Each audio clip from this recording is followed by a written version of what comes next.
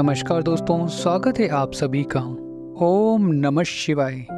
जब भी त्रयोदशी तिथि रविवार के दिन पड़ती है तो उसे रवि प्रदोष कहते हैं और प्रदोषव्रत भगवान शिव को प्रसन्न करने के लिए और भगवान शिव की कृपा प्राप्त करने के लिए रखा जाता है। तो आज के इस वीडियो में हम सुनेंगे रवि प्रदोष की व्रत की संपूर्ण कथा। एक समय सभी प्राणियों के हितार्थ परम पावन भागीरथी नदी के तट पर ऋषि समाज द्वारा विशाल गोष्ठी का आयोजन किया गया। इस महासभा में व्यास जी के परम शिष्य पुराण वेता श्री सूत जी महाराज हरि कीर्तन करते हुए पधारे। श्री सूत जी को आता हुआ देखकर शौनक आदि 88,000 ऋषियों ने खड़े होकर उन्हें दंडवत प्रणाम।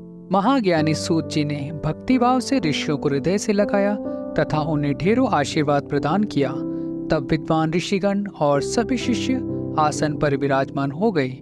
शौनक आदि ऋषियों ने पूछा, हे पूज्यवर महामति, कृपया यह बताने का कष्ट कीजिए कि मंगलप्रद कष्ट निवारक रवि प्रदोष व्रत सबसे पहले किसने किया और उसे क्या फल प्राप्त हुआ।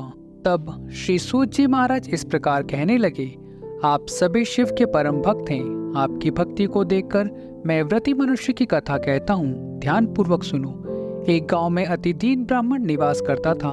उसकी साध्वी पत्नी प्रदोष व्रत रखा करती थी। उसका एक ही पुत्र था।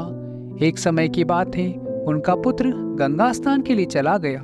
दुर्भाग्यवश मार्ग में चोरों ने उसे घेर लिया और वे उसे पकड़कर कहने लगे कि हम तुम्हें मारेंगे नहीं, बस तुम अपने पिता के गुप्त धन के बारे में हमें बतला दो। चोरों की बात सुनकर वो बालक बड़े दीन भाव से कहने लगा, हे बंधुओं, हम तो अत्यंत दीन दुखी हैं। हम बहुत गरीब हैं, हमारे पास भला धन कहाँ से आएगा।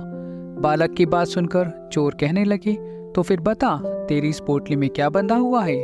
बालक ने चोरों की बात सुनकर बिना डरे कहा, इसमें तो मेरी माँ ने मेरे लिए रोटियां बांधी हैं। यह सुनकर चोरों को उस बालक पर दया आ गई। उन्होंने अपने साथियों से कहा कि यह बालक तो बहुत ही दीन दुखी मनुष्य है, इसलिए हम इसको छोड़कर किसी और को लूटेंगे। ऐसा कहकर चोरों ने उस बालक को जाने दिया। अब वह बालक वहां से चलते चलते एक नगर में जा पहुंचा। नगर के पास ही बरगद का एक विशाल वृक्ष था। वह थका हुआ था, इसलिए वह बालक उसी बरगद के वृक्ष की छाया में सो गया। उसी समय उस नगर के सिपाही चोरों को खोजते हुए उस बरगद के वृक्ष के पास जा पहुंचे, जहां पर वह बालक सोया हुआ था। वह बालक को चोर समझकर बंदी बनाकर राजा के पास ले गए। तब राजा ने उस बालक को कारावास में बंद करने का आदेश दे दिया। उधर ब्राह्मणी का लड़का जब रात होने पर भी घर नहीं लौटा तो उससे अपने बेटे की बहुत चिंता हुई। अब अगले दिन प्रदोष व्रत था। ब्राह्मण ने प्रदोष व्रत रखा और भगवान शिव से सारा दिन मन ही मन अपने पुत्र की कुशलता की प्रार्थना करने लगी। भगवान शंकर ने भी उस ब्राह्मणी की प्रार्थना स्वीकार कर ली और फिर उसी रात भगवान शंकर ने उस राजा को स्वप्न में आदेश दिया कि वह बालक चोर नहीं है, वो निर्दोष है, उसने कोई चोरी नहीं की है, इसलिए उसे प्रातःकाल छोड़ दिया जाए, नहीं तो वे उसका सारा राज्य वैभव नष्ट कर देंगे। प्रातःकाल राजा ने शिव जी की आज्ञा अनुसार उस बालक को कारावास से मुक्त कर दिया।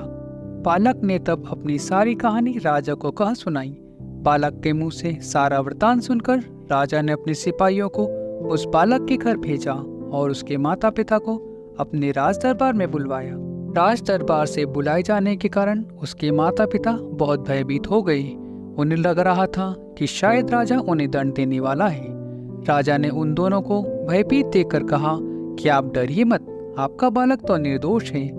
तब राजा ने ब्राह्मण को 5 गांव दान में दे दिए, जिससे कि वह सुखपूर्वक अपना जीवन बिता सके। इस प्रकार भगवान शंकर की कृपा से और प्रदोष व्रत के प्रभाव से वो ब्राह्मण परिवार अब आनंद से रहने लगा। इस प्रकार रवि प्रदोष व्रत के दिन जो भी मनुष्य भगवान शिव की पूजा प्रदोष काल में करता है तथा व्रत कथा कहता है और सुनता है और दूसरों को सुनाता है, भोलेनाथ उस पर सदा अपना आशीर्वाद बनाए रखते हैं और भोलेनाथ की कृपा ऐसे ही सदा भक्तों को सुखी और निरोगी होकर अपना जीवन बिताते हैं। तो मित्रों, यह थी रवि प्रदोष की व्रत कथा। ओम नमः शिवाय।